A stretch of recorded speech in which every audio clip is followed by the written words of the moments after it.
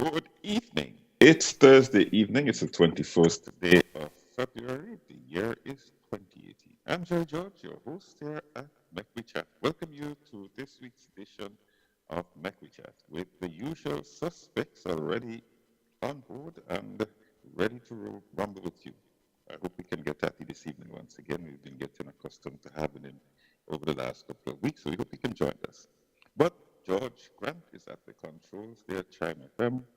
Yes, in New York is Margaret Francis, London Catherine, in Grenada is Beverley Sinclair. So thank you for joining us, and let's roll. Bev, what you have on the cards for us? Good evening, folks. Good evening, all of you out there who take the time to join us for Mek We Chat. Always happy to share my Thursday evening with you folks. You crazy lot in the suspect room and those crazy enough to stay with us for the show. Always good to be here. Look, some very exciting things happening across the region, you see, and those are the things that we are going to talk about this evening, like we do every Thursday. At the top of the list, red bins and mutilated ballots. That is what is going on over there in St. Vincent and the Grenadines. So, I am very glad that our suspecting chief is here so he can bring us up to date with what has been happening. And I believe every single person in the Caribbean needs to pay attention to this thing.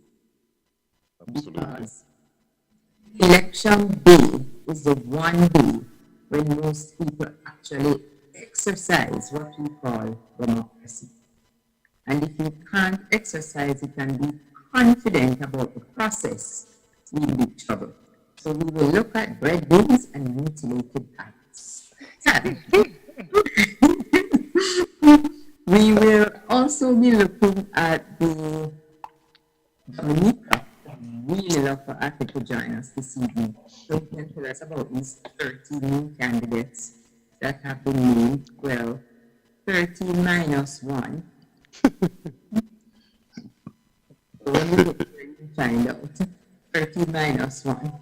And we have two other matters there, but I wonder if we should tell the people everything, so we're going to leave them. Now, hold on. Mm-hmm. Yes, just in case. Because we do not want to cause any disappointment, you know. Because George is the one who get the abuse after we've gone in. They know where to find George, but they don't know where to find us. Sure, right. George need to make himself scarce. Right. We will jump right into the hot seat this evening with petitions. Hello. And Jerry, I know you're very passionate about this thing, but there are some people listening who don't have a clue what's going on. So you have to give us a small background on the whole elections, petitions matter. From election day, December 2015, to where we are today. Okay, first of all, though, let me just say that in Grenada, the body of a very prominent national finally turned up this evening, who had gone missing as was yesterday or the day before. I think it was yesterday. Tuesday, right? Yeah. Mr. Well, for people to put it in perspective, Patron Paul Antoine's father and that lad, and he had gone missing. They said that he was in early stages of dementia, but they found the body this afternoon. And I'm sure for the family, this must be a very, very traumatic experience. And yeah, very difficult. So we just want to extend to them our condolences. And really, this is a time when they need, you know, I've been trying to think this thing through, right? It's all right for your parent to die in their beds and the hospital, you know, and all the rest of it. But you sit there and think, what was those last few moments like for him, you know? And you wish you were there and you could be there. So our thoughts certainly go to them this evening in that regard. And to all the people of Grenada who will suffer because, as I say, he's a prominent man, a prominent family. So let's start there. Okay, about the petitions in St. Vincent and the Grenadines. On the 9th of December 2015, elections were held in St. Vincent and the Grenadines. On the night of the elections, there was quite a hue and cry. In fact, when we went into those elections, the government stood with a one-seat majority, 8 seats to 7. As we came towards the end of the results of the election, it was clear that all of the election hung on one constituency, the constituency of Central Leeward. It was 7-7. The results coming out of that constituency just seemed to have languished after a while. Eventually, late into the night, it came out that the results had come out and that the government's candidate, Mr. Louis Straker, had won. But back of all, there was a hue and cry and a claim from the opposition and the Iranians that they had won the election by 6 votes. It was only to get more and more. There comes Ati. Great stuff. We have Ati with us. It was only to get more and more combative during the night into the next day when the recounts were taking place and people went to the scene of the recount and there was quite a commotion. A commotion also started out on the road leading up to the premises of the Governor General. And there was some confrontation there also, and the people blocked the road to ensure, they said, that the Prime Minister didn't proceed to be sworn in. Well, this thing went on for the entire day. And then the people who were blocking the road to the Prime Minister's residence convinced themselves that they could go home late into the evening.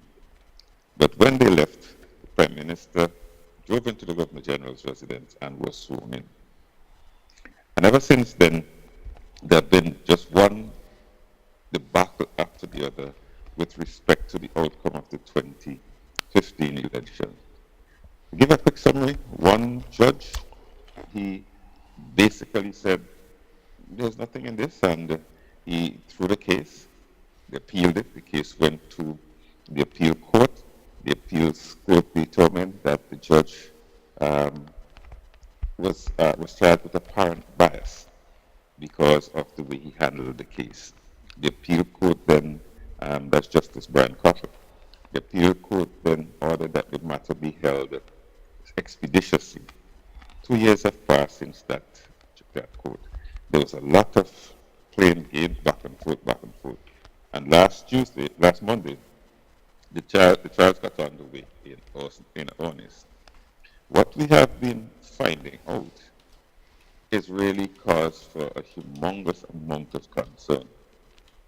It has been ding-dong battle. I spoke to one of the lead lawyers and he said, Jerry, the truth is we're not very familiar in these parts with election, with challenging elections and election laws and things of that nature. Having said that, you have, for example, a presiding officer, and this has just been a litany, should I say this, 2 constituencies are challenging the outcome, the Central Leeward constituency and the North Windward constituency. They have challenged the outcome. Just hear me out here. I'm just going to read one story to tell you what has come throughout this case. It's either a case of deliberate action or people really didn't know what they were supposed to do. But listen to this story. The presiding officer at the polling station in the heart of the Central Leeward election petition on Tuesday told the court that she made multiple mistakes in her conduct of the 2015 election and the counting of the votes. Catherine Jeffords' mistakes at Central Leeward A1 included, okay, and I want you to listen to what the errors she said she made were, included not writing the voters' registration number on some ballots. So she admitted that she did not write the voters' registration number on some of the ballots. Secondly, she said she did not record the number of ballots that she received or used in the poll. Did you hear me? She did not record how many ballots she actually received and how much she actually dispensed of in the poll. What? Hold on, man, hold on. She said she made an error by writing the incorrect voters' number on some ballots. Are you with me, right? You following me, right? Okay, good. And confusing the number of registered elected and the number of persons who actually voted. It's just those four, right? I leave you to figure out how somebody who would have been an elected presiding officer previously could admit, they say, and she says, well, she's only human. And so these things happen. If that were all, and she were the only person admitting to such things, then it might not have been so bad. But one of the last reports that came out today, and I'm just going to try and skim through them, is a situation where the supervisor of elections is saying, hold on, they're saying that a worker who said she had excess counterfoils, meaning, now the counterfoil is the part that is torn off from the ballot. The ballot goes into the box, the counterfoils remains for counting, okay? This Sylvia Findlay Scrub, who was the supervisor of election during 2015 poll, says she never knew until the election petitions were filed that there was a claim that there were 39 excess counterfoils at a polling station in North Windward 1. Agents for the main opposition New Democratic Party, whose candidate Laura Shearer Batiste has brought the petition, had complained that there were some 366 ballots, but 405 counterfoils. So at the count, you had 366 ballots, but 405 counterfoils. Now remember, ballots are supposed to be torn from counterfoils, so you should have equal numbers of each. All right? However, on Monday during her cross-examination by Keith Scotland, Batiste's lead counsel, the former elections chief, said she made no inquiries about what allegedly transpired. So she heard it, but she never followed up to find out what might have been the case. She agreed with the lawyer that the tally of the counterfoil and ballots, used or unused, should reconcile because counterfoils come from ballots. I think we all get that. Findlay Scrub, who retired from the elections chief post last year, April, was asked if, in layman's terms, the practical effect of having 39 excess ballots means that there were 39 ballots unaccounted for. She says, if in fact that's it, then that is what happened. All right? The former elections chief said that if such an issue had arisen, it would have been dealt with at the preliminary count. Sylvia Findlay Scrub said that if, in the initial stage, there were 39 ballots in excess that had to be reconciled in the presence of the returning officer. The petitioner has alleged that, contrary to the provision of Rule 14 of the House of Assembly rules, no Form 16 statement of the poll was presented at the final count. Now, the Form 16 is the final audit of what took place in the elections. So, at the end, the returning officer has to fill out this Form 16 to say how many ballots were received, how many ballots were cast, how many ballots were spoiled, you know the usual jig, all right? Findlay Process told the court that in the process of disclosure, she did not disclose Form 16 statements of polls for any of the polling stations in North Windward. So she is the supervisor of elections. This is the form that is supposed to give you a true indication of what really happened. And she says that she did not disclose any in that constituency. Okay? Quote, no, there is no reason I did deliberately not do that. she said in response to Scotland's question. Quote, so there is no reason you can advance in face of the specific pleading why you have not shown Form 16.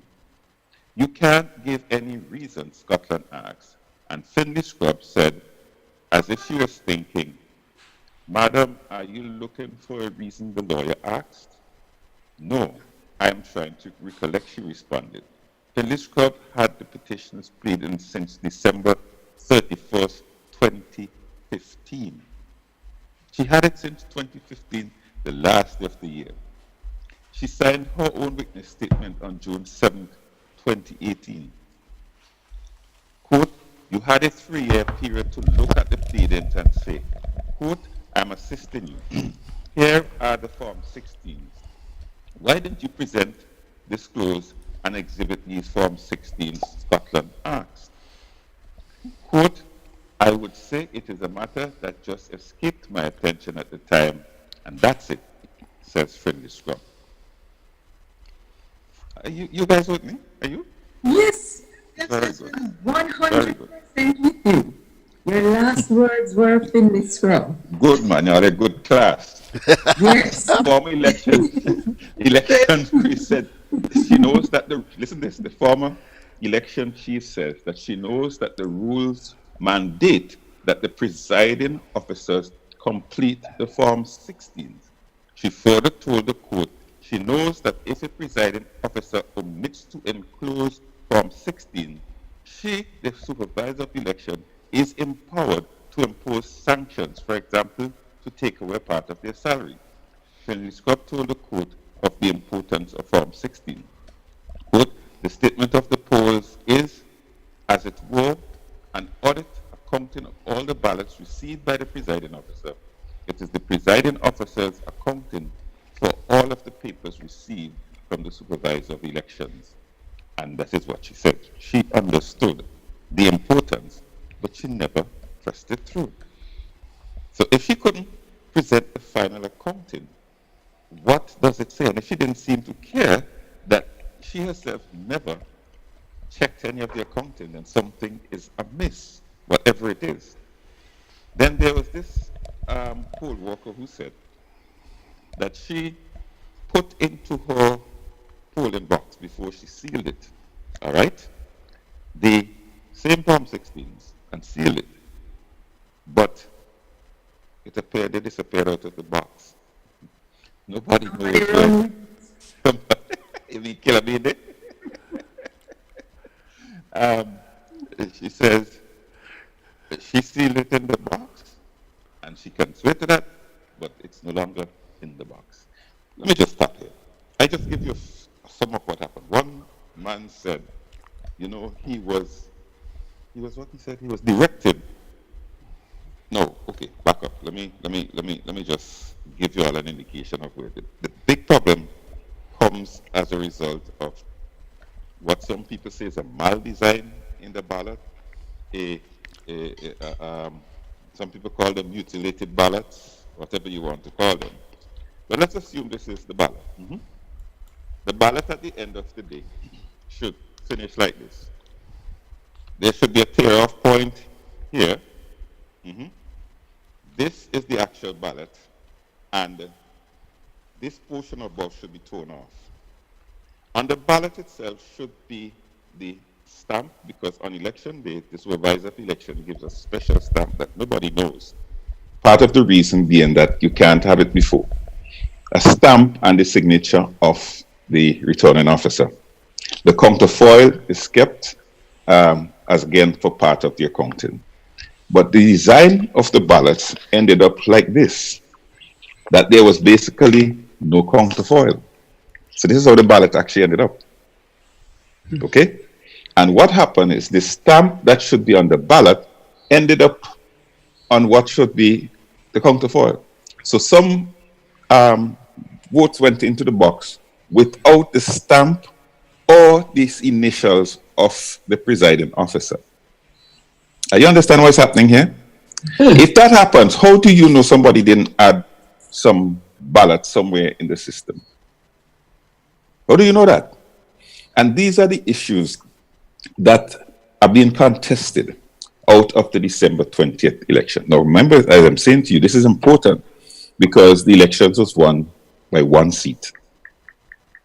And any which way any of these seats could be overturned, the government would be in office illegitimately. So this is a very vital challenge that is being put on by the petitioners.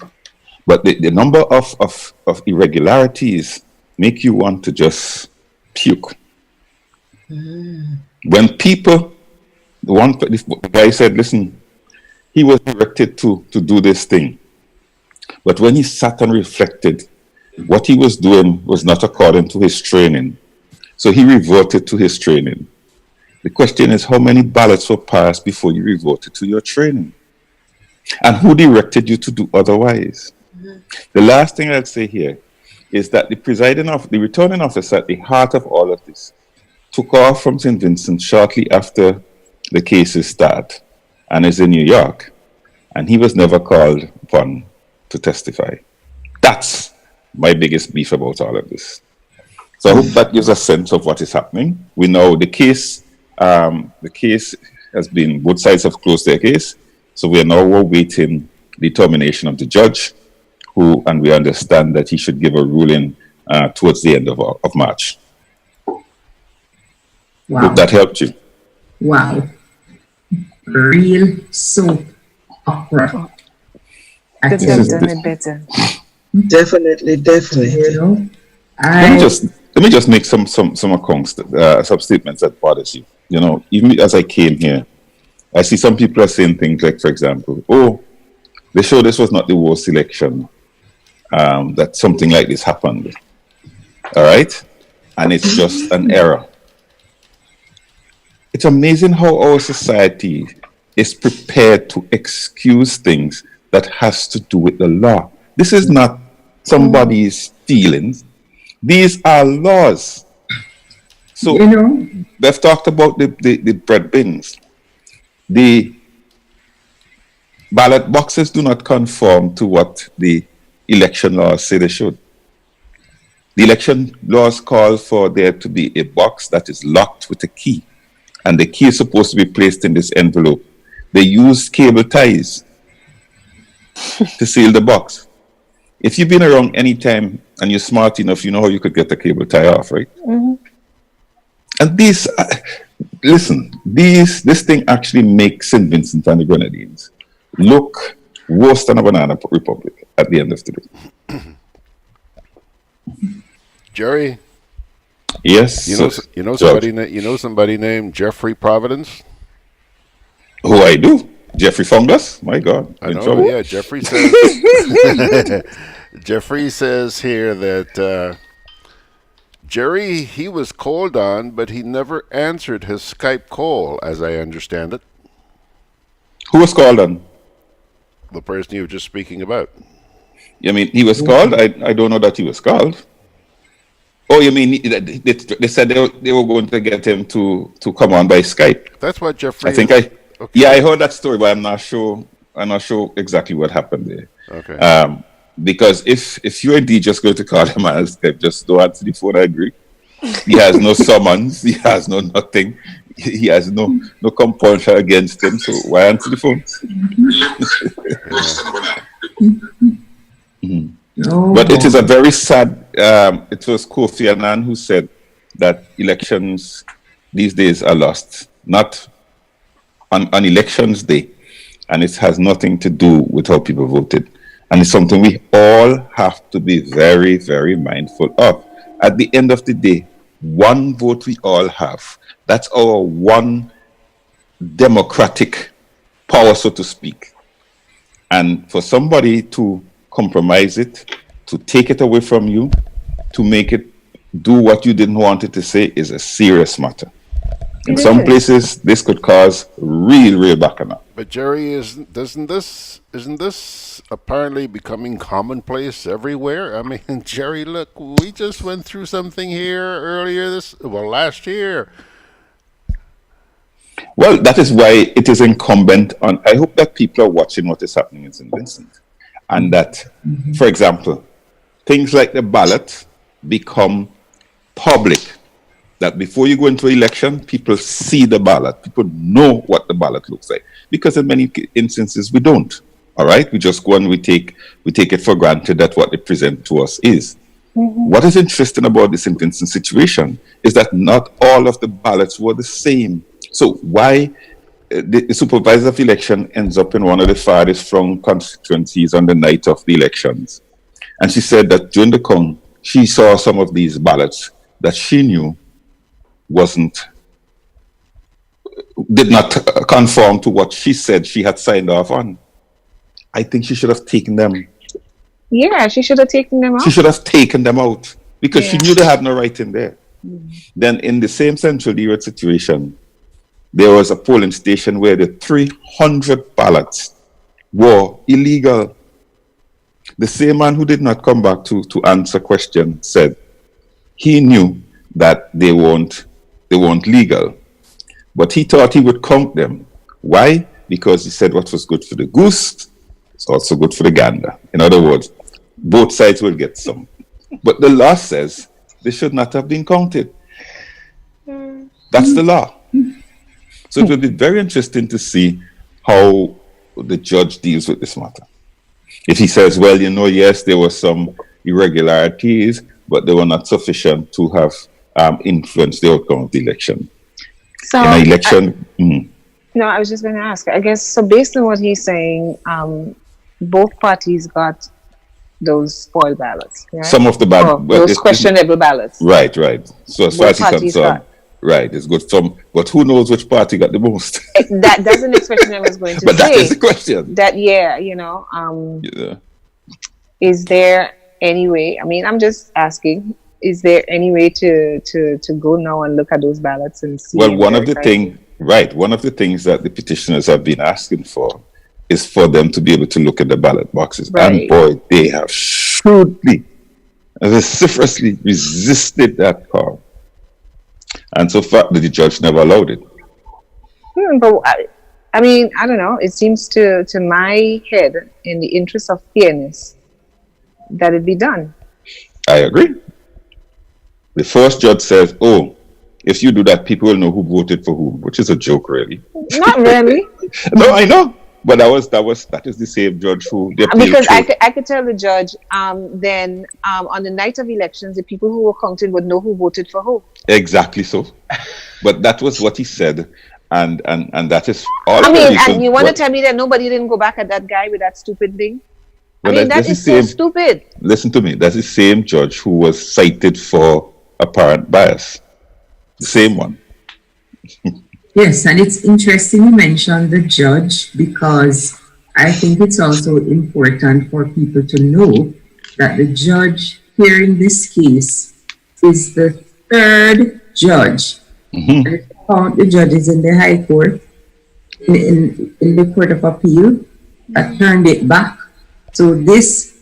Well, if you count them as four, well, the fourth judge, because the appeal court is actually three judges, so there's a fourth set of judges. Exactly so. So this case has been through a lot of judges. 2 judges resigned from it in St. Vincent, 2 female judges, and they decided that they didn't want to have anything to do with this, so they went to the law books, and the way the law is written. No, 1 female judge who recused herself. 1 recused herself? Yeah. And what route did the other one take? No, hold on. The first one is the one who was thrown out by the court. Then, as I say, then you have, if you look at the appeal court, then the judge who recused herself, and now this judge, the current judge, Stanley John. One in the middle. One, but still, in any event, a lot of judges. No, I was just going to say, I guess it just goes to how some places deal with stuff. So there's been an ongoing situation here in the United States, in North Carolina, with a congressional district where there was... Margaret, you want us to take the break, and then when you come back, you tell us about that one? Sure. Yes, George, let's take a break, please.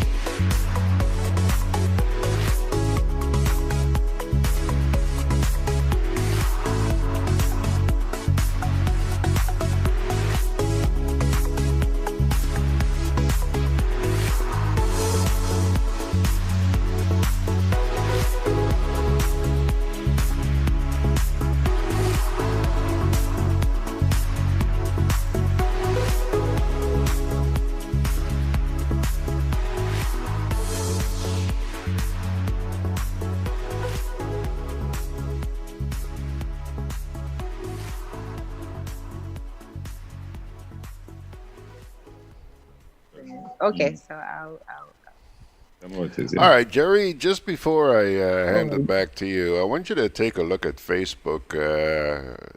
Jerry Providence there seems to know you, and he's got a few things to say. Are you looking at Facebook? No, I'm not, no. So you tell me what's going on. All right, first of all, somebody named Winston Davis says, Jerry, don't you think that the Governor General should be blamed to what he did that night? It's against the law, swearing in a government before the final count finishes. Well, you see, the Governor General, the supervisor of the election, had gone along with the count and had said, issued the documents that said that the election had been concluded and these were the results. That's the basis on which the Governor General makes a decision like that. He has to have these papers in his hand. And the law says that once the Governor General has the papers in his hand to say the elections are concluded and that they are signed off by the supervisor of the elections, the Governor General really doesn't have much discretion beyond that. All right. If he had exercised his discretion, I don't know how it would have been challenged, but I don't think he has much discretion beyond that. All right, then Jerry Providence says something here, and I want to make it clear that the comment I'm about to read here is that of Jerry Providence and certainly not of the Mek We Chat team here. He says, Jerry S. George, the night of the election, the call was that Ben won by 6 votes. When they realized they did not get to thief the North Leeward, that's when the TV went blank for hours. When they came back, 350 votes appeared out of nowhere for Straker. What say you, Jerry George? No, but that's it. Because I remember I was up late the night and I got a call from one of my friends. Said, Jerry, boy, they're having some serious problems here in Central Wood, you know. And I remember calling a player in this situation and they were practically asleep. I said, what are you doing asleep? You need to get down to Central Leeward. I could call the names, I wouldn't. And my friend there kept feeding me. He said, Jerry, the people who counted said that Ben Exeter, who is the candidate for NDP, won by 6 votes. And there was this big bassa. When the results came out the next morning, we heard that Straker had won by 312 votes. When you do the math, and then you hear that there's a box that has 300 votes, that should not have been counted. You figure it out. 300 mutilated ballots. You figure it out. Imagine, and something else I should say. Do you believe in, I think it was 4 constituencies, in 3 cases, 100% of the voters turned out, and in 1 case, I think 110% of the voters turned out. In the Caribbean, I mean, people turn out for anything like that. Even when you have voter turnout in the high 70s, 80s, you never have a polling division with 100% turnout. Never. I'm saying all this for you guys to see that the call being made for this matter to be adjudicated is a very serious call. It is not based on anything frivolous. And when you hear what some of the people who had to go on the witness stand had to say, you just have to say to yourself, this is outrageous. Mm-hmm. In a different kind of society, the place would all be a fire already. Because this kind of stuff is just a worker placed ballot in boxes. She said that she thought she shouldn't. This is somebody else, I'm just going through the headlines from the story, right? This is another worker who said, I put ballots in boxes, but I know I shouldn't have put those ballots in there because they were illegal.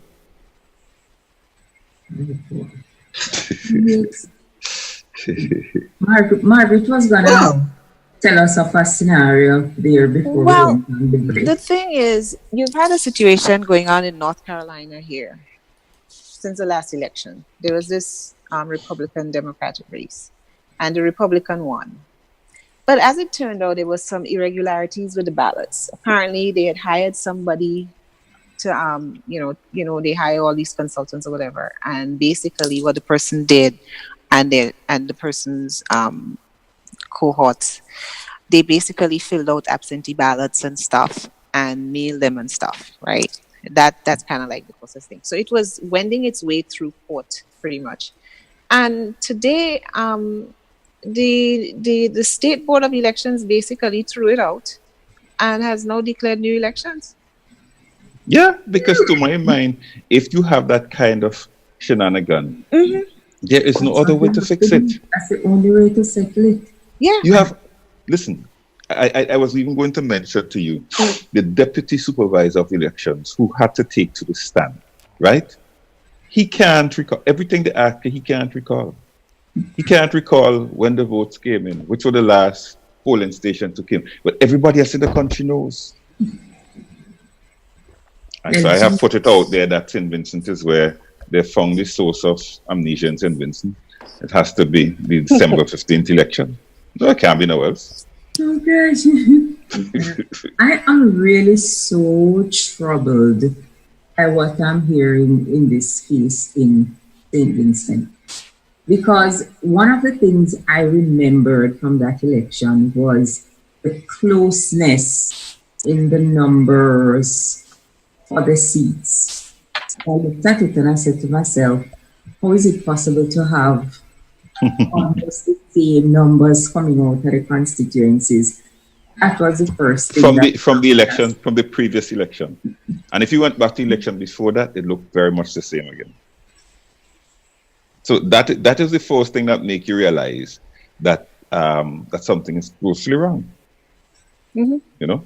You know, so you're like, okay, so exactly why is it, 5 years ago you come back and you win it in the same pattern?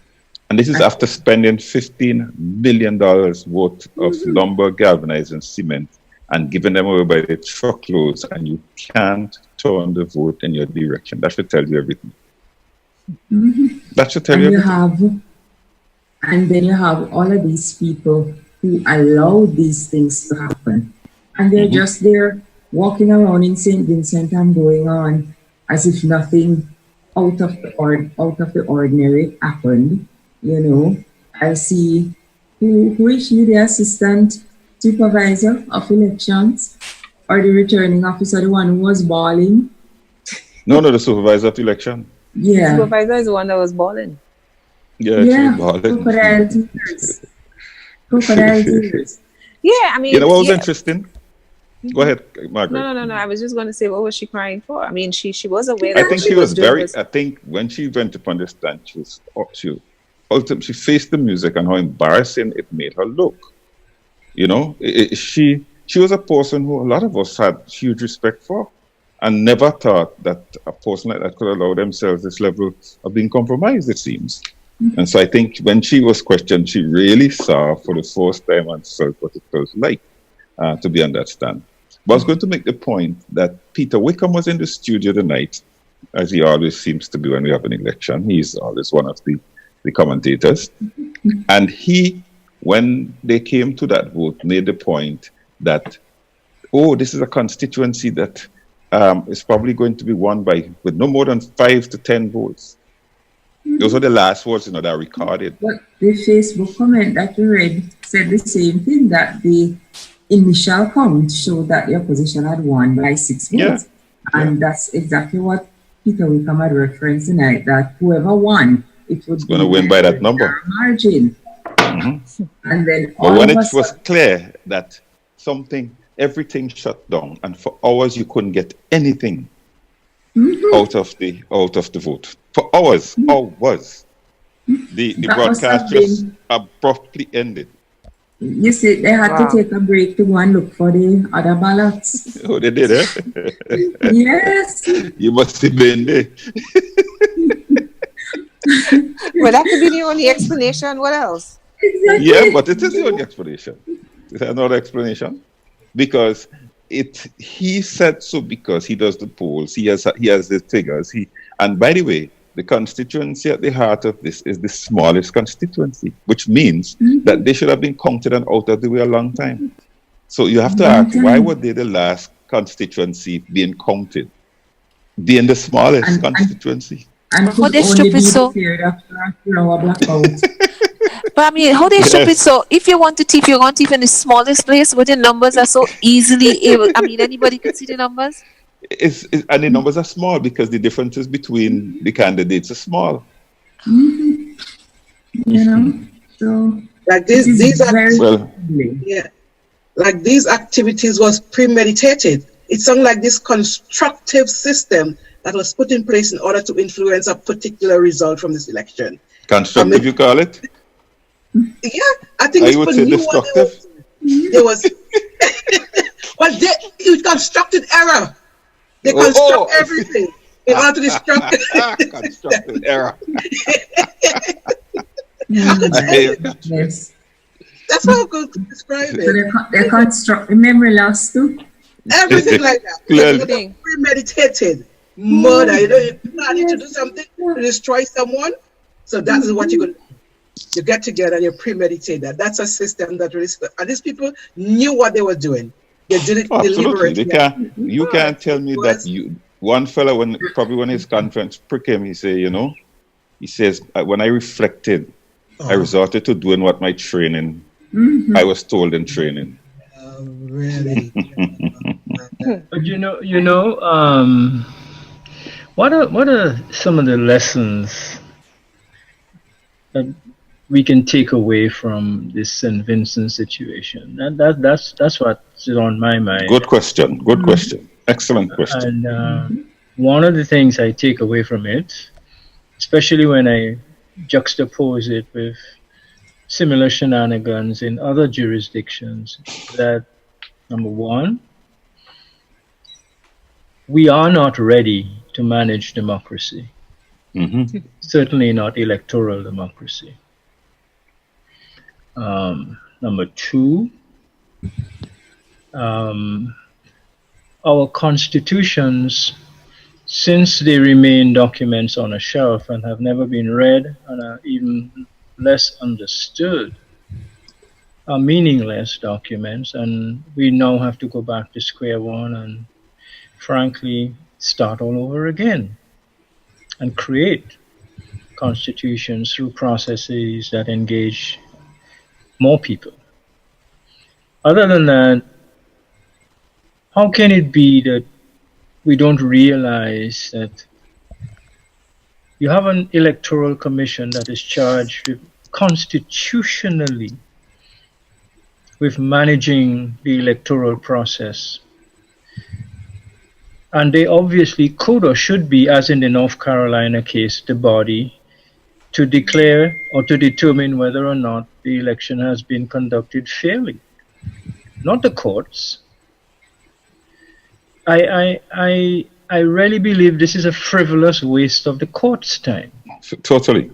And that we really need organizations and institutions that are one step removed from the courts, but who have been charged with the responsibility to make sure that, like we have regulatory commissions for telecoms, and we have regulatory this for labor, and regulatory this for anything you can think of, and they make rulings and they decide what's right and what's wrong, not the courts.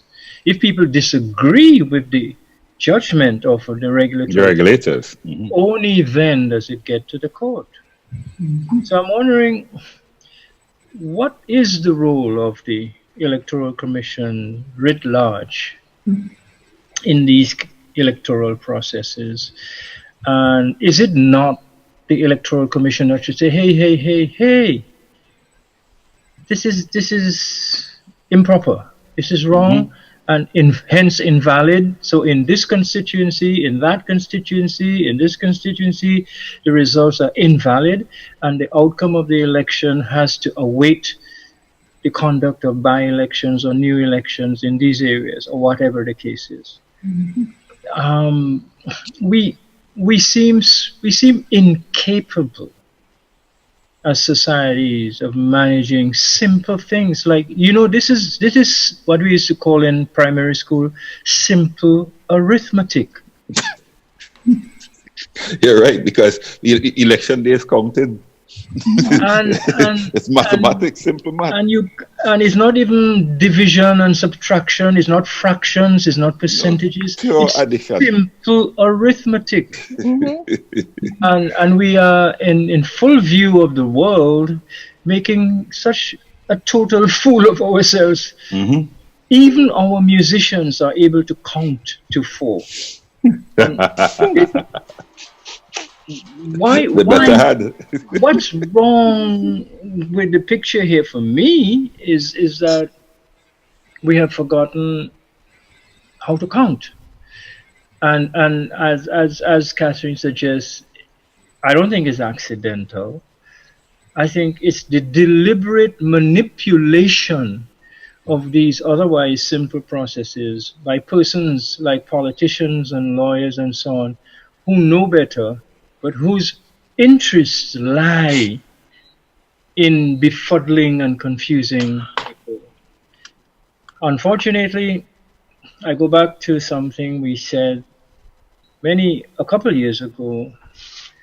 What's needed is direct democracy, whereby somebody is seen to be and even admits publicly that they stuffed inappropriate documents into a ballot box. That person needs to be given the Haitian treatment. Which is? You get a used tire, and since you didn't properly dispose of it, you use it otherwise. You know, I think Necklace them. touch on a critical component in all of this, which has not yet been highlighted and discussed as it should be, and that is the Constitution we have, that even elected officials don't bother to read, except they want something from it to use as a weapon. That's the only time they go for it. But the Constitution crafts and designs the Parliament in a particular way. And it's very interesting that the political parties have manipulated this and then use the Constitution to justify what they do. When strictly speaking, if that Constitution is followed, political parties would operate in a totally different way. Absolutely. You're right. And those of you on Mek We Chat would have heard me say it many times. Political parties are the bane of our existence. Absolutely. Mm-hmm. We need to get rid of them totally, or they need to become subject to the state. We need to write it in our constitutions that we can only have so many political parties, 1 or 2, because while 2 or 3, while 2 may be dominant at all times, when you check some of these countries, they have all 20 political parties registered.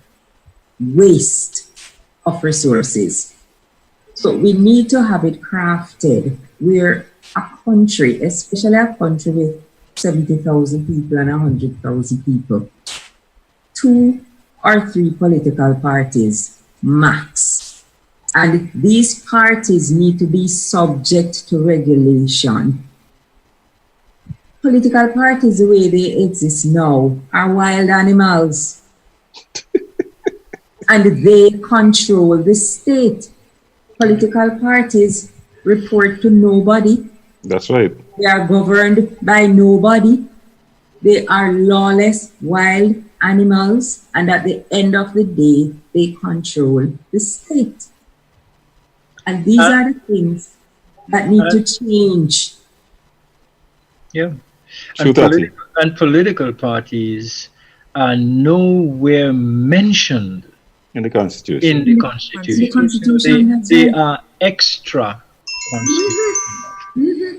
And that's why I say that Constitution, if it is followed, even the way it is written now, this kind of political party chaos that reigns, it would not be there.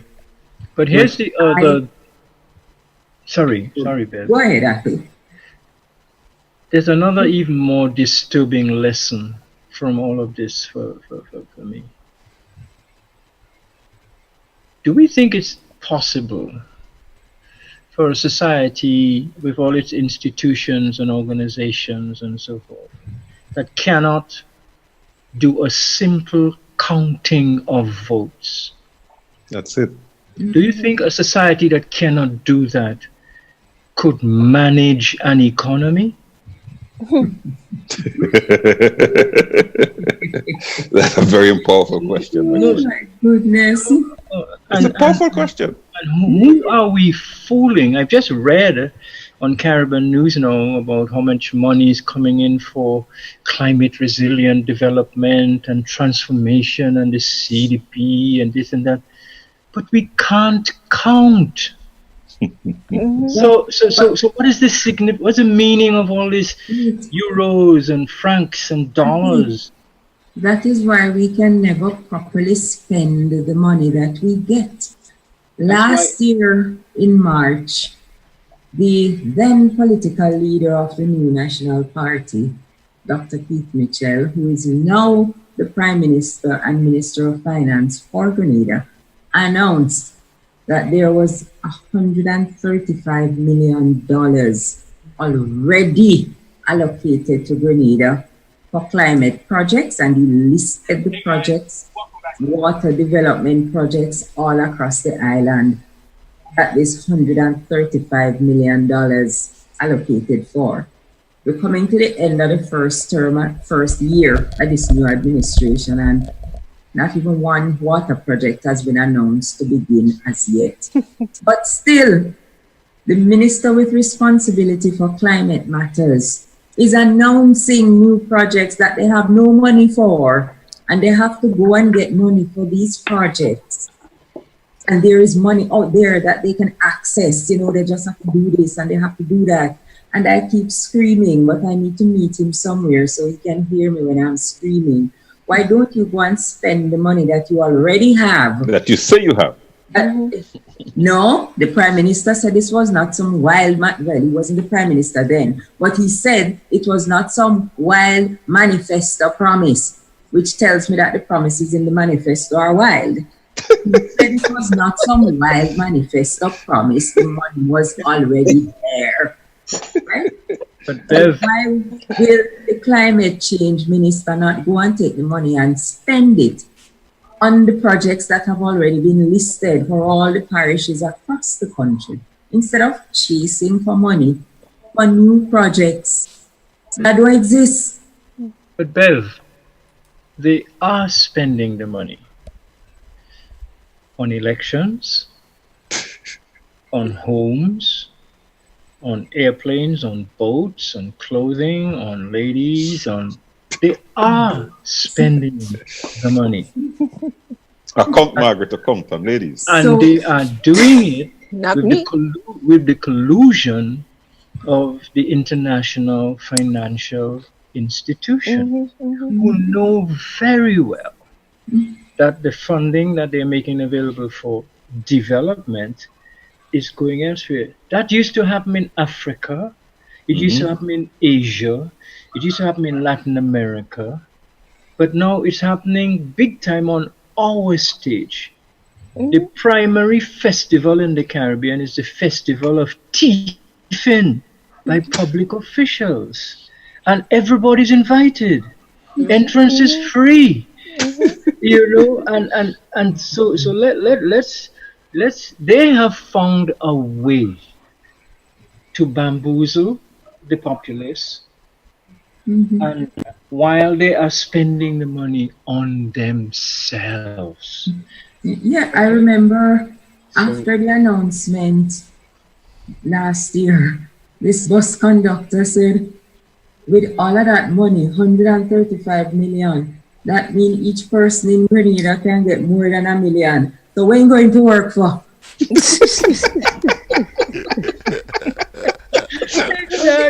you know, and we have a perfect dry season after. The dry season in Grenada is so perfect. It's a good time for the water authority to go and fix dams and do whatever they have to do. No, it should have been fixed before. million. Yeah. They should have because- been showing us the evidence of the fixing. Exactly. But they have money for water projects. They were outlined, they were listed. And in this perfect dry season, you know what going on to develop the water in Grenada, but the climate minister is announcing new projects for which they have no money. I'm going to have to go and look for money. All are we stupid.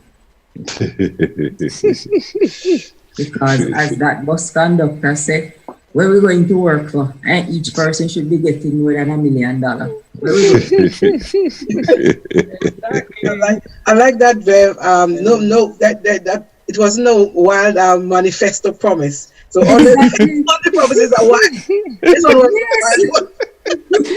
Oh no. Guess what? Guess what? That little story you said there proves a very interesting thing.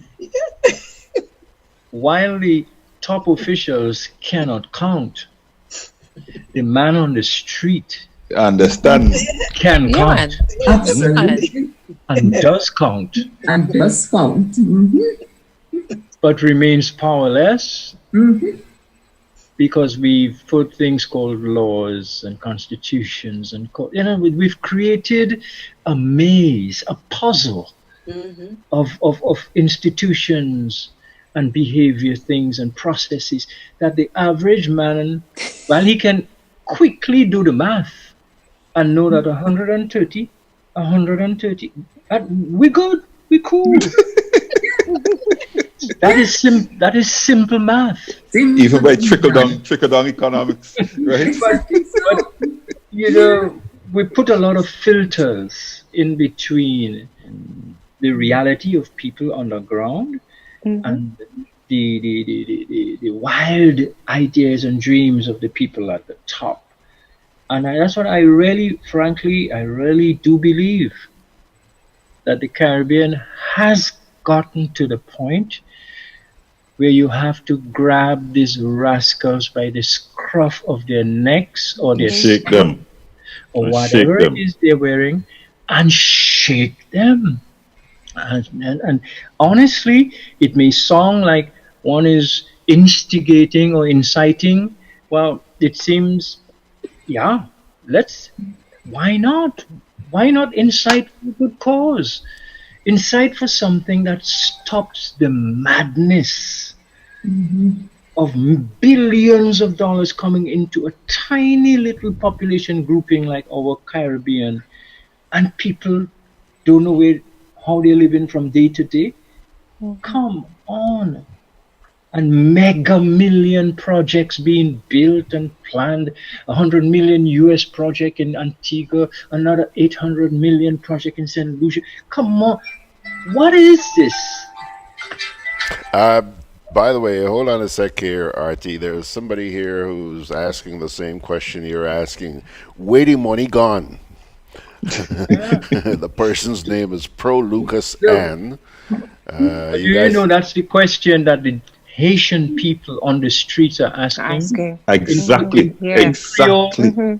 They're asking, Kote Kobla, where is the money? Yeah. $1 billion from Petrocarib, where is it? Is it? Yeah. Now I here's think one that's probably going to bring a smile to your faces. This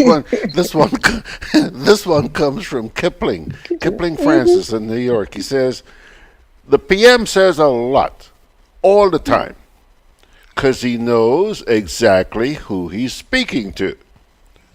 And don't forget, his initials are KCM. Keep counting money. You see that we showing off there? Huh? So I am saying, let me declare that not a dime of the 135 million went into this cup. Money. Not a dime of it went here. and I can vouch for my friend George. None of it went into his cup either. That's right. Oh, yeah, two of you, I see. Sure, man. Yeah, two of them have money, man. Yeah, man. So, And by the way, before you guys go on, let's welcome. I'm seeing a lot of new names here tonight, including this one, Antoine Wilders Lewis. Says he's a Dominican watching from Anguilla. good. Welcome. Nice. Now here's another. Fuzzy. Tell me if I you guys noticed. heard this name before. Kamisha Kiki Landell. Well, I see. Oh, you're right, you having people, because I see one of the lawyers from the petition has also joined us. Good evening, Kay. Who's that? Which one is Kay that? Bacchus. Kay Bacchus with teeth. Okay. There's Pro Lucas Ann. There's Kamisha Kiki Landell. Dwayne Hutchinson. I haven't seen these folks before. Maxine Raymond. Dwayne says we need the money. Murray Jules. Miranda Charles. Who are these folks? Welcome, guys. Welcome. Thank you. I can tell Yeah. you that some of these are early morningers. I can see them. Yeah. I Pro Lucas- suspected that. Pro Lucas Ann is in Colorado. I see Chevy is here, joined us too. Dawn Yeah, Adams is tuning in from Antigua. Great. Nice. Cuckoo Challenge. I like these names. Cuckoo Challenger. Can I steal that name? Cuckoo Challenger. Nice. And I know the Dominicans are here because they heard us announce at the top of the program just before Aki came on that we want to hear about the 13 minus 1 new candidates. Wait a second. And we're going to take a break and come back and talk about, we're doing maths all evening this evening. Yes, but I think it's a way no maths. Hey, Lynn. Hey neighbor, Here's the bill I asked you to pay for me. how did you get your electricity bill to be so low? For one, we size our transformers just for what we need. And we unplug transformers, chargers, and other devices when they're not in use. We also replaced our light bulbs with LEDs. They burn less energy, right? Much less. I even replaced the seal on my refrigerator door to keep the cold air in. And Grenlec is always advising us not to open the fridge too often. That's right. And my family washes and irons in bulk. With fuel prices changing all the time, how do you know if it is working? We pay attention to the usage history table. Over time, our average usage has decreased. So while Grenada can't control fuel prices, I can conserve energy and save money. GRENADAB, energizing our Grenada. I'm always on the move. Training, traveling, competing. So it's good to know I have Co-op Bank in the palm of my hand. Introducing e-banking, one of many customer convenience services from Grenada Cooperative Bank, and there's more to come. It's swift, simple, and secure. Welcome home. Juve chocolates, cocoa nibs, and cocoa balls from Diamond Estate Grenada are now available at Amazon.com, Amazon.ca, Amazon.co.uk, and GrenadaMarket.com. Try the sensational touch of nutmeg and a touch of ginger chocolates, 75% dark and rich, 100% pure cocoa, and their 60% dark and sweet chocolate bars today. Amazon Prime members enjoy free shipping on these orders in the USA, Canada, and Europe. GrenadaMarket.com. When you can't come to the island, the products of the island will come to you.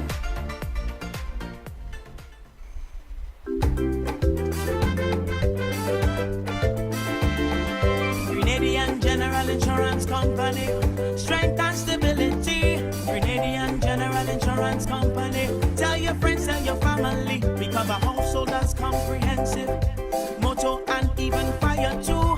Contractors all risk burglary, public liability, professional indemnity, directors liability, and wait, we still have more.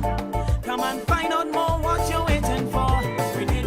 We are located on Scott Street, St. George's. For more information, call 440-2434. Tell everybody.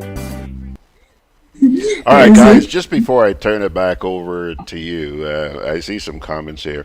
And by the way, Beverly, do you realize what we're seeing here tonight? You know, we kid Margaret about eating a lot on the program. Well, take a look. Atiman. Take a look. Ati is as comfortable as cucumber. You know, I think we better start doing this program in restaurants. You know, look. Well, I game for that, you know. Huh? oh, Look at it. Yeah. It's eating cake. I mean, yeah, look at that. everybody here That's old-fashioned bread pudding Oh, I see. Okay. with topping and jam and raisins. Ay. All right. Folks, Antoine Wilders Lewis, a little while ago when I said I didn't know who these folks were, he said, I am a former PRO of the Labour Party when the great leader Rosie Douglas was the leader. I'm from Portsmouth. You know? Don't talk with your mouth full, please. I hope your mother taught you that.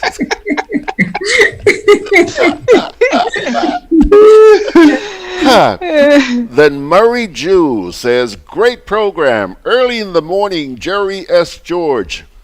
Why can't we have 2 terms administration in the Caribbean? Well, Jerry, you want to answer that? No, listen, the more I think about this, is the more I give the founding fathers so much credit for their wisdom. The U.S. founding fathers realized they probably better understood human nature than we do. And they realized, you know what? 2 terms is long enough. Because beyond that... Go ahead. I was going to say, I think most Caribbean people, I would say, are in favor of term limits. But the politicians are not in favor of term limits. No, but at the end of the day, we're the ones who should make that demand, not them. No, but we don't.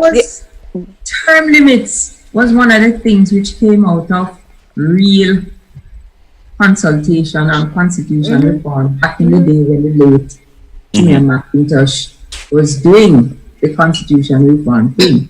It's one of the recommendations that went in because the people did ask for term limits, and it went in 2 term limits, and it came out 3 consecutive terms. And everybody look at it and they say, they think we're stupid or what? Yep. We said I want to 2 disagree terms. with Margaret. Most Caribbean people probably still do agree with term limits, but there's an important segment of Caribbean society that has emerged over the last 2 or 3 decades, which is the professional class, a certain part of the business class, a certain part of the clergy, etc., who have discovered a largesse from long-term presence in public office. Okay. They have latched onto that, and they are the opinion shapers in the Caribbean today. So I agree with you. In numbers, I would say yes, most Caribbean people see the benefits of it, but there's the greedy class. You used to have the rich class and the poor class. Now you have a greedy class that wants their partners to be there as long as possible. That is their ticket to wealth. Yeah. Max Walker says, we are definitely in favor of term limits. I'm not sure where Max is. Antoine Wilders. Yes, he's in the U.S. He's in the U.S. Antoine Wilders Lewis says, the politicians, once they get a taste of power and the perks under the table, they don't want to let go. Remember blue lightis, George? Pardon? Remember blue lightis? Yes. Dwayne Hutchinson says, he says, leaders these days care about themselves and not the youths. Is we that put you there, not the Indian. Is like Grenada is an Indian country?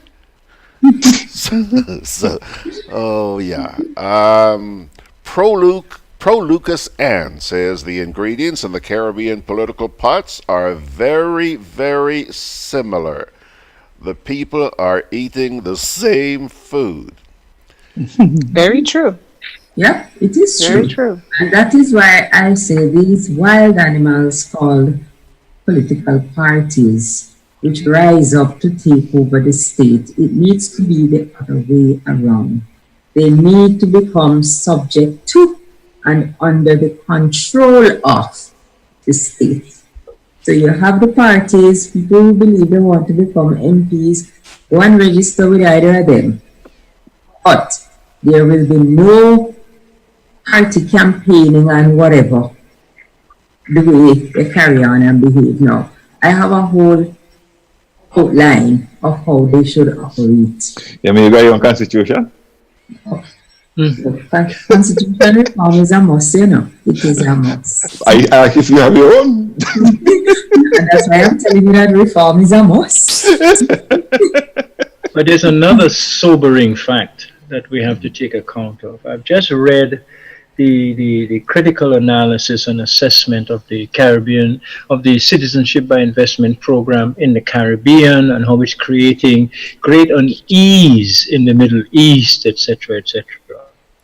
There are some numbers here. Simple arithmetic. Over the last 5 years or so, the average number of new economic citizens for St. Kitts was 2,000 per year. In Dominica, the average number was 2,500. In most of the other jurisdictions, it was somewhere between 1,000 and 1,500. Add up these numbers and let us realize, even while we shilly-shally and take our time about resolving these important questions of constitution and what works, what doesn't work, and so forth, there's a whole new body of persons who are now Caribbean, carrying our passports. And we were just talking about an election situation in St. Vincent where one vote makes the difference.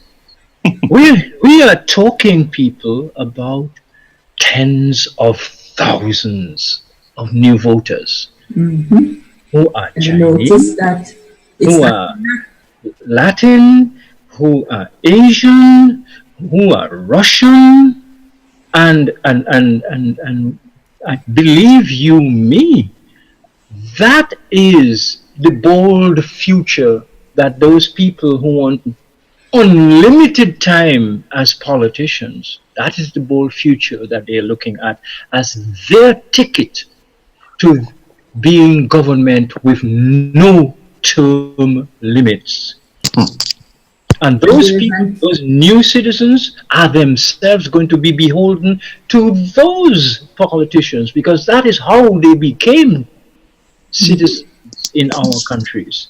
Like I saw this very interesting story with an Egyptian activist who is asking his online followers to help him to get Dominican citizenship. Absolutely.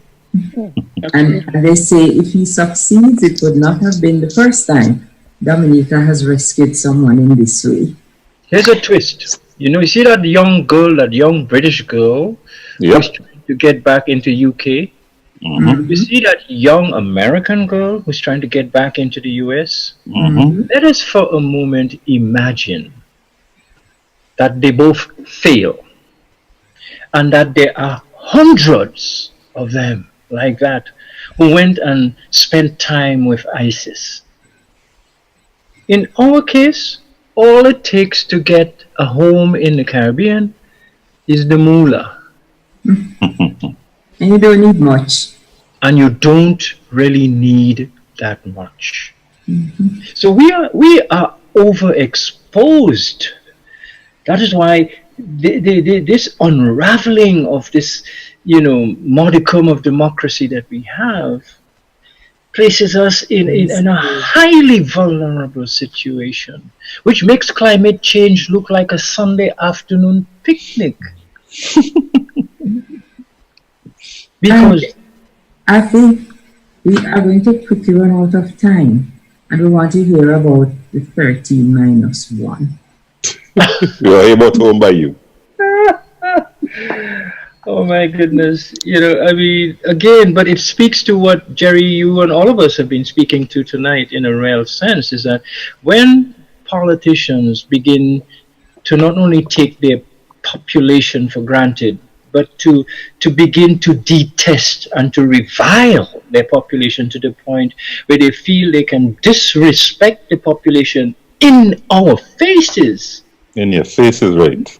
That is what happens. The polls done by Peter Wickham and his crew for the Dominica Labour Party over the last several months show them losing.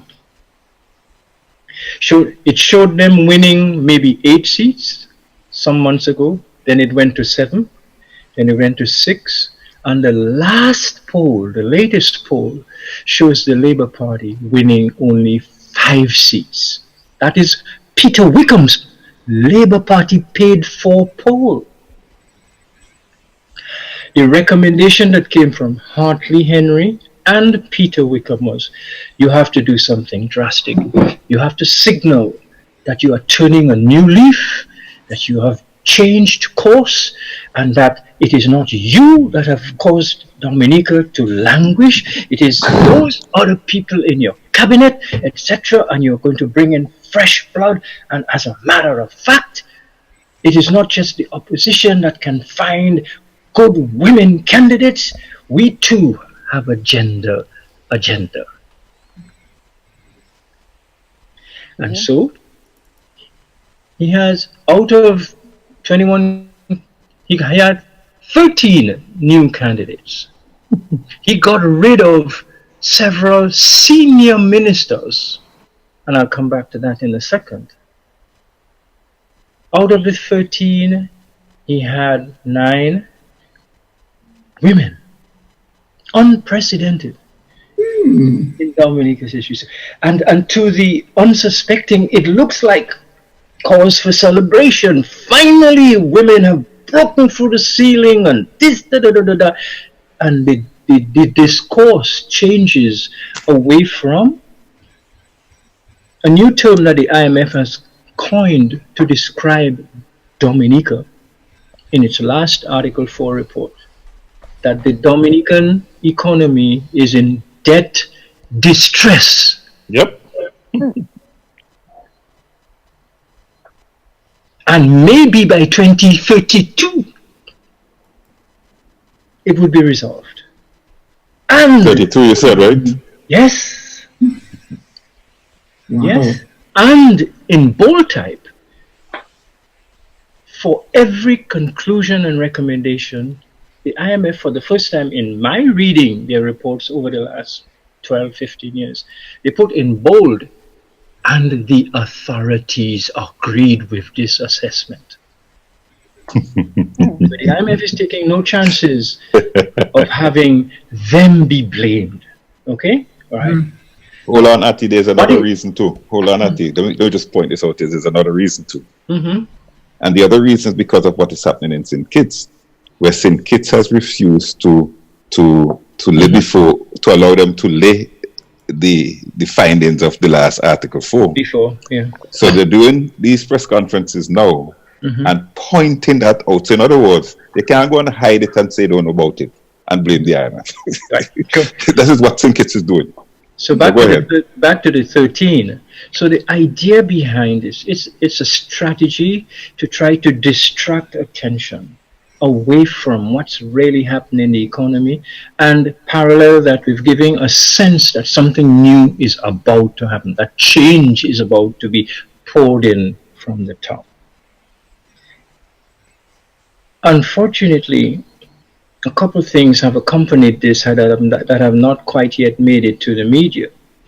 You've heard of political leaders offering cash packages to candidates to get them to agree to run. That's not right. That they would give them $500,000, pay off their mortgage, pay off this, that's called the entry package. And it has become the norm. Yep. Certainly here. And some of these packages approach 6 figures. Wow. But now, there's a new nuancing of that. There's now an exit package. Oh? Because when you're getting rid of senior members of a cabinet, not one at a time, but in a cluster, in a group, you have to keep them quiet. You have to prevent them from opening up and speaking out. And the data will come out shortly, but there have been some very handsome exit packages negotiated by some of these ministers, including... The gold watches, Basi? The gold watches? No, it's more than that. Gold watches are passé. I mean, Rolex. Who wants a Rolex? This include things like full cost of graduate and postgraduate universities, full mortgage, amortizations, and so on, and so on, and so on. This is to get them to leave without fussing. Because we are now hearing that a possible date for the election could be May 7th, which means this being February 20, whatever the date today is, 21st. It means you have February, you have March, you have April. So you have kind of a 2.5 month period during which you have to run the country. Cabinet must meet. Who are you going to put in the cabinet? How are you going to assuage and save face for those that you've caused to leave the cabinet? And out of the 13, there's not one of them, unfortunately. And this is a commentary on our society for still keeping women in the lower levels of management throughout. Not one of them come to the table with any remotely relevant work experience. Yep. So how do you shape a cabinet? And traditionally you would use a quick entry into cabinet, even for a month or two, in this case, to sort of allow the person to showcase themselves as a leader, as a manager, as a policy maker. That kind of experimentation with governance is going to happen at a time when we are being described as being in economic and debt distress. That's right. Women in Dominica are being urged, and I am basically urging them to address this forthrightly and objectively, and don't take a kind of a, just a kind of a straight line gender approach on this. Frankly, it turns out you don't even have to tell people that. Hard work pays off. Repetition pays off. Treating people with respect pays off. Giving people credit for being able to think things through pays off. And I'm happy to say, I'm seeing that unfolding. That people are not going for that kind of mirage that is being presented. I do believe there are lessons here, just like the St. Vincent election has lessons for us. There are lessons there for us. And that is why we must publicize these things in each other's countries so that once is enough. If it happens here, don't let it happen in St. Vincent and Grenada. Exactly. Once is enough. And I shudder at the fact that there are still some members of our intelligentsia and professional class who find it somewhere within their being okay that, it's an opportunity for people to sort of come into their own. None of these women would ever or have ever been given an opportunity to work in any of the businesses owned by the people who are now saying It's okay for them to be given an opportunity to mismanage public affairs. But in their private companies, they wouldn't even give these people a messenger job. So let me come in there, because this is something I kind of mentioned in passing. I think it was on Monday. This business of popularity selection of candidates to run our countries has to stop. In fact, we are past that. What these countries at this point need is somebody more in the mold of a CEO and people who could understand that kind of language and that kind of business. But we have this nonsense now that if a person is popular in a district and they can get elected, when they are selected, the person who is the prime minister then has a problem. I'm sitting down thinking, well, where are you going to put this person here? What portfolio am I going to give it? If it stopped there, it was okay. But many a times, these same people who have, as you said, no experience anywhere, when they get into the ministry, they want to take over and run things. Yeah. And that's where the chaos comes. And you end up having government by proxy. Yes. You have a bunch of so-called consultants running a country, and the other group pretends to run the country. They go to cabinet, they go to parliament, they make all the speeches, but the authority has been emasculated. But what happens in St. Vincent is that the prime minister is the only person who speaks on every ministry. But same thing. I have every ministry, because basically the people there have no experience. Yeah. That's why I said something very interesting. Until the election is called, and even after it's called, the country has to function. So is it going to be that the plan is to make these 12 people senators and then give them all the ministerial portfolios? Absolutely. How else? How else? That is it. That's why the exit packages came into effect, to clear the way for the creation of a whole new cabinet, because he's saying, this is, you ask for change, you tell it to the people, this is the change you're getting. Yeah. I think we should pay attention to some of the comments. I see they're coming in fast and furious. In fact, there's one a little bit earlier that I think was Kamisha. Another thing the founding fathers got right was the separation of powers. PMs in the Caribbean act like little demigods and drama queens, causing and trying to fix problems. At the same time, with the majority following the PM's will, right or wrong. And that comes to just what we just spoke about here. Is because when the prime ministers choose these people who have no experience, right, and bring them in, what else do? They have to just follow, because they have to stay in his corner, so they just have to follow. They can't bring any sensible contribution to the matter. They have none. You heard of monkey see, monkey do? Yeah.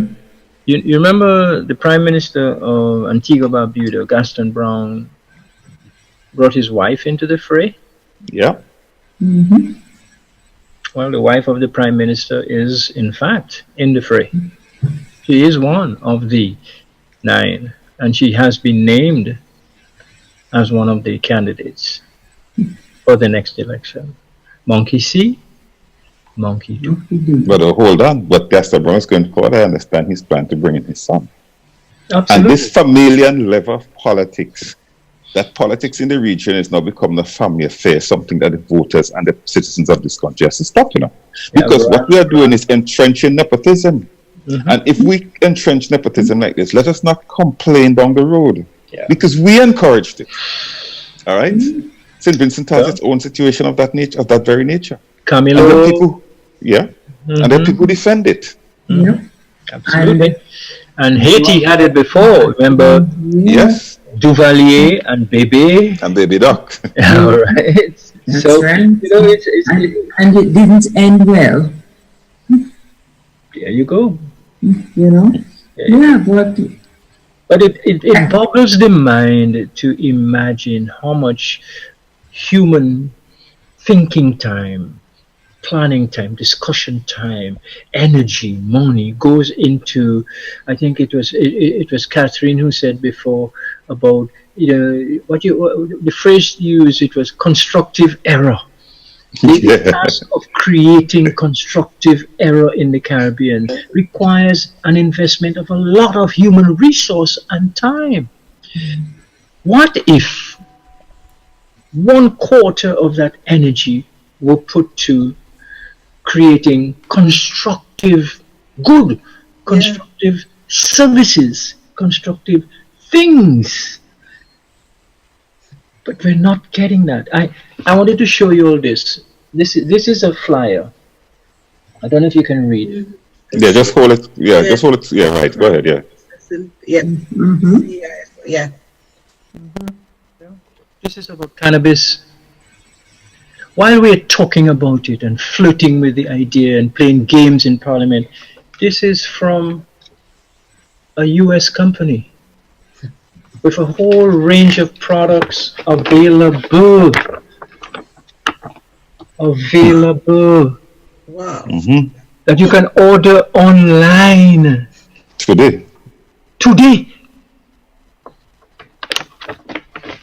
Everything to deal for women, for men, for pain, for skin, for appetite, for all available in EPA approved form and dosage. The same ganja that our region took serious, blows for decades. That ganja has created multi-million-dollar businesses already. And where are we? So the victims of a negative attitude towards ganja are still going to be the victims. Absolutely. To end up being the consumers who pay those people for their products. While the energy of the state is spent doing what? Preparing for elections, building posters, doing polls. How much money you said they spent on the election in St. Vincent? 15 million. In Dominica in 2014, they spent 30. No aspect. I think that's just one aspect of it. They're giving away the treating. The goodies. Yeah. So that is our disturbing reality, our distressing reality, and fixing it is easy if we have the balls. Let's take a break. It's just about time we should take a break again, and we will be right back on this edition of Mek We Chat, where this discussion this evening, as usual, gets quite deep, quite frank. Together with you, our customers, we energize our community. Together with you, we energize our economy. We are working together to give our nation a better tomorrow. With you, we energize our future. Together, we energize our nation. Thank you for partnering with us as we energize our Speyside. Red Leg, energizing our Grenada. I'm always on the move. Training, traveling, competing. So it's good to know I have Co-op Bank in the palm of my hand. Introducing e-banking, one of many customer convenience services from Grenada Cooperative Bank, and there's more to come. It's swift, simple, and secure.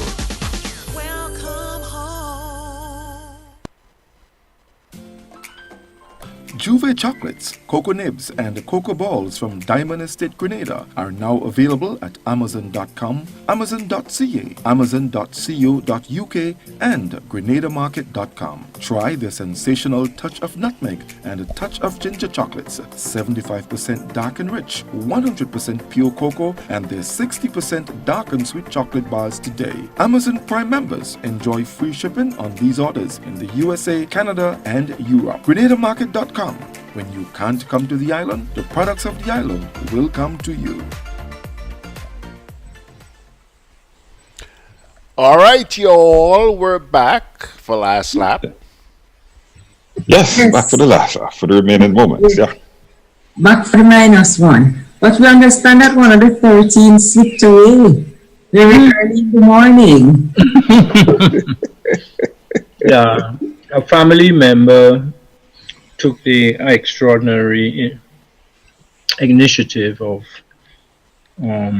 going public with some things that he considered to be quite inappropriate to be associated with someone who's going to be seeking the highest public office, and so on. And I mean, I can't say that I agree with the way it was done. It's unfortunate, but it was so. I mean, it cut to the bone, and she had no choice but to step down the very next morning. Mm. And the search is on for a replacement. We are hearing two names. One of them a Calypsonian, the other one the son of another person. But it goes back to the same thing, Ati, this popularity stunt. That's all it is. This is a They Calypsonian. cannot take these countries forwards with people who have no experience. It can't happen. That's Can't happen. Yeah. And it's not just the experience, it's the fact that they bring nothing Well, to contribute to governance. that's why I say experience. That's why I say it. And I think of someone who is taking on a new job. You do not necessarily have experience in the job, but you bring something to the table.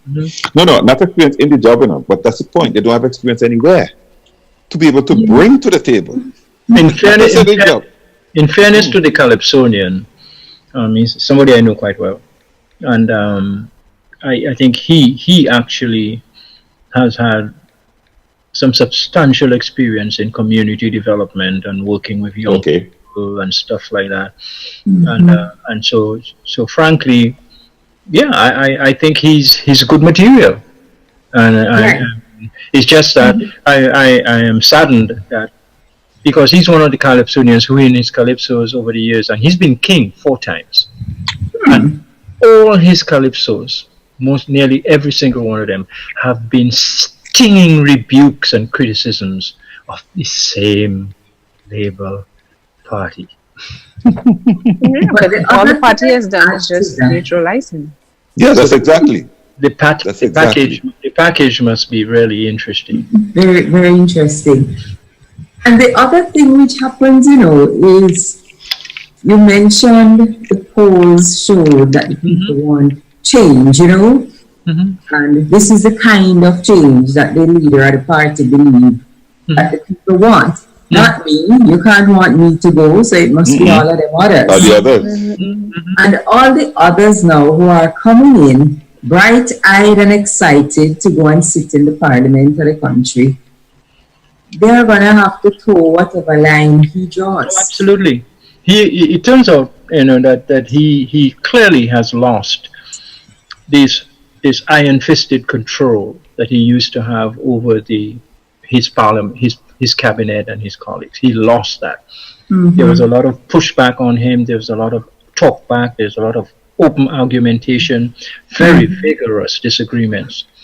And frankly, he's not of a kind of person to tolerate that. And so he's brought in a group of persons who, like the economic citizens, would be entirely beholden to him. But going back to something you said, when you're speaking about the exit packages, and there's something about that bothered me. Because here's what, I could agree to this for now, but what happens if down the road I decide that just wasn't enough? And I need a bigger amount. You've just set up the whole thing for blackmail. Absolutely. In fact, it's you see, these guys rule by there's this mad mutually, with the nuclear world that mutually at something destruction. What's the term? MAD is the strategy. Both sides knew that they had the capability to destroy each other, so that was the deterrent. Right. to them going at each other. So none of them pulls the trigger either. None of them pull the trigger. I think that's part of what we have here. I know, frankly, I can say I know that's part of what we have. So some of these guys can say to him, look, I know that you know that I know. So come. It ends right there. Right. You're right. Suppose he discovers, person A discovers that person C negotiated a more lucrative package. What's to prevent person A from saying, hey partner, let's go back to the drawing boards on this. And if you don't come up, I gone there. I go on with this story. You know? Because at this stage, it's chaos. Yeah. At this stage, the one who is gone, thinking, I don't have nothing to lose. You are the one who have something to lose. So exactly. It's the fact that we are even talking about these possibilities, and we're talking about them not among footballers or street cleaners or youth. We're talking about them among people at the highest level decision-making authority in our society. Doesn't that frighten? And it is all about holding on to the resources of the state. This is the same PM who says the country has no obligation to people to help them after a disaster. No, let Ati tell us about that. No, I said serious, Ati. I saw this clip. Mm-hmm. And the Prime Minister is saying that the government has no obligation to help its citizens after a natural disaster. After a natural disaster. This is after I haven't used that clip yet. I really haven't yet, but I need to do that. You need to, because this is after having taken an oath of office on a Bible. Yes. That you are going to serve to the best of your ability. You're going to serve people to the best of your ability without fear or favor. And on top of the oath, you are sitting on resources that belong to the people. Absolutely. And you have no obligation to help them with their own resources. But it tells you the thinking because they think it is theirs. Yes. That's the problem. Precisely. And that's a dangerous thing. Well, it's sick. It's not just dangerous. It's actually sick. It's like there's one local regular caller on radio who says it's like a man breaks your leg. And then he goes around the corner and he comes back and he gives you a walking stick. And he says, hey, am I not great? Am I not your friend? I just brought you a walking stick. Yeah. I broke your leg. But no, I brought you a walking stick. So forget the leg business. Yeah. I'm helping you to heal. Yep. So folks. But I am telling you, when I heard a Prime Minister saying that the government has no responsibility to the citizens, but the same government is going overseas to beg other people for resources, ostensibly to help these same people that they have no obligations for. So when the resources come, who do they go to? I mean, this is crazy. This is absolute madness. So when it comes, it's my money, and I don't have to give it to you. It's theft. It's people stealing the state resources, using it as theirs, and using it to threaten and cajole and to force the people who actually own these resources to do what the thief wants. That's really what it is. It's like the CBI programs. You take the people's passports. It belongs to the people, not to the politician. You sell the passport. You allow an agent to sell the passport.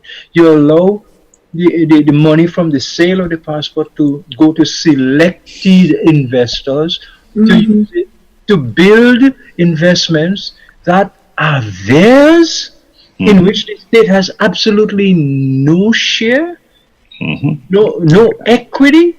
Got that right. In full view of the public, you're doing that? Yeah. And you call it? I'm telling the public it's none of your business. Stay out of it. So it's one of the most outrageous things I've ever heard from someone in a position of leadership of a state. Yes, seriously. And say, the government has no obligation to help people after a hurricane. I gotta try and find that. Because I haven't used it yet. We helped to the extent that we could, but we really have no obligation to help anybody. Really? You must send it around. Make sure everybody sees it. Make sure everybody sees it. With the people's resources. Can you imagine? Yeah. Absolutely. And wow. And you expect these same people to come back and vote for you. But they do. To vote for you and leave you there to enjoy a lifestyle that you could not earn on your own, that you could not afford on your own, but you take the resources of the state and you use it as if it is yours and tell the people who own it that the government has no obligation to help you. Go fend for yourself. Yes, hurricane comes. I had a friend who passed through here recently, Ati. And when they gave me some of their experiences of what happened, I remember there was a time when they were saying in Dominica, boats could not even land because they couldn't get the stuff off the port fast enough. And when they were telling me how many people did not get stuff, I could not believe it. And that there's stuff still in containers on the port. But this is 2 years after. Yeah, that's fine. A lot of stuff that went to Dominica never made it off the port. And that we had to dump several dozen 40-foot loads of that's a shame that was allowed to sit on the port and spoil. That's what I was told. I could not believe this. Be dumped. When there were people who needed it, but the people didn't fit the particular party color, they didn't get it. They prefer to dump it. I mean, we are wicked people, we are wicked people. And then they turn around and say, oh, we have no obligation to help you. But that's the proof. But probably that's the proof. That's the proof. If you throw away stuff that comes to you free and you prefer to throw it away, you have proven the fact that you have no obligation. You're not just saying and it. Also that these resources are mine, it's not yours. I do what I want with it. Yeah, drive that point home, hammer it home. This belongs to me. Absolutely. Wow. I tell you, it's absolutely mind-boggling. And when will the people of the Caribbean wake up? What's this fella in there? Jim Jones? Tonight I saw a clip on NBC News or CBS News of the soldiers in Venezuela physically attempting to prevent truckloads of food and medicines from coming across the Brazil border, that kind of thing, and then eventually resorting to throwing tear gas at the Venezuelan persons who were trying to encourage the trucks to come through. And in those trucks is medicine, is food, and people are starving just beyond. And Maduro says, I cannot let it in because this is part of a strategy to overthrow me. Yeah. You better believe it. And that's the man that our Caribbean leaders, some of them have lined up behind. Support. Giving full support. And we're talking about government leaders, we're talking about union leaders, we're talking about leaders at different levels in the society. We line up behind this man and give him support. And the people of Venezuela support. The people of Venezuela from whom they have robbed so much. Hundreds of millions of dollars. Billions of dollars. That's the issue of Haiti. I mean, to their credit, the people of Haiti, in spite of all the stressful situations they're confronted with, they remain some of the most alert and revolutionary people of the world.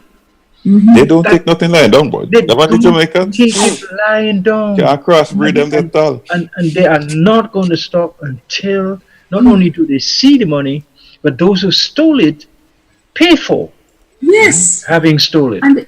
And they are right. That money belongs to the people, not to a few politicians who live big and show off on others and bail out the state resources to who they feel like. It's the people's money. It's the people's money. Yeah. But Ati, don't you have a similar situation in Dominica where it was announced that the Petrocribe gave Dominica, I forget how much million? 100 million. 100 million US. US. In debt forgiveness. And that you are still asking where the money is? Well, because what we saw in terms of that is that, the minister who directly was responsible for Petrocaribe and other ministers, became openly super wealthy. But there were still no jobs in their communities. You drive into that minister's community and it is as it was 45 years ago. Which basically defeated the whole purpose of the Petrocaribe Fund. And the whole idea of the Petrocaribe money Fund was that they were supposed to use it into those places, communities, create jobs, build lives to the point where you could actually repay the loan. And instead, every 6 months or so or less, he's driving a brand new SUV or four-wheel drive or whatever it is. He was one of those in your face. Yes. He,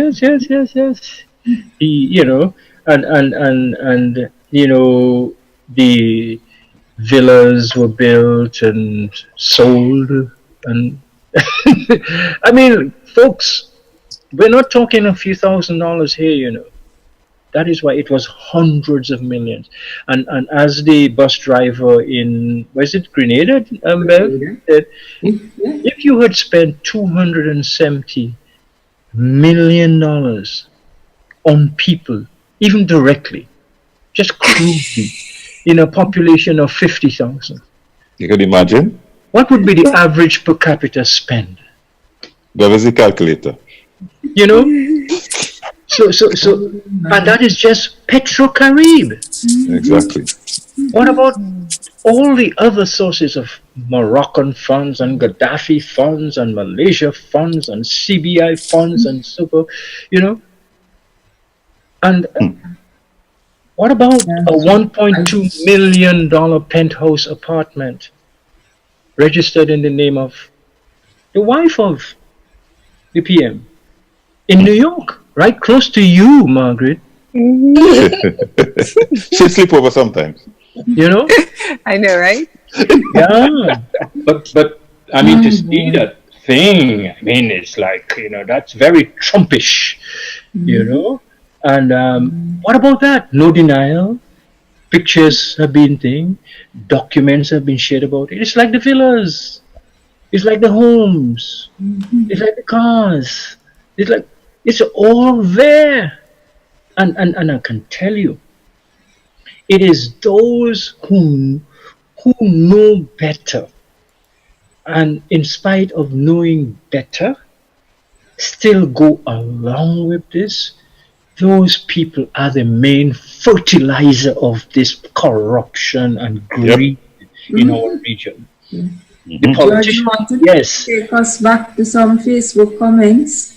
Yeah, before we go, George. Well, let me tell you, there are so many. They're coming in fast at suicide notice. Yeah.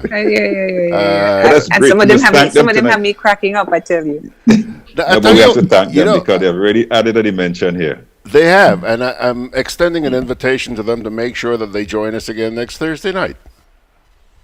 Every Thursday night we're here. Every Thursday night.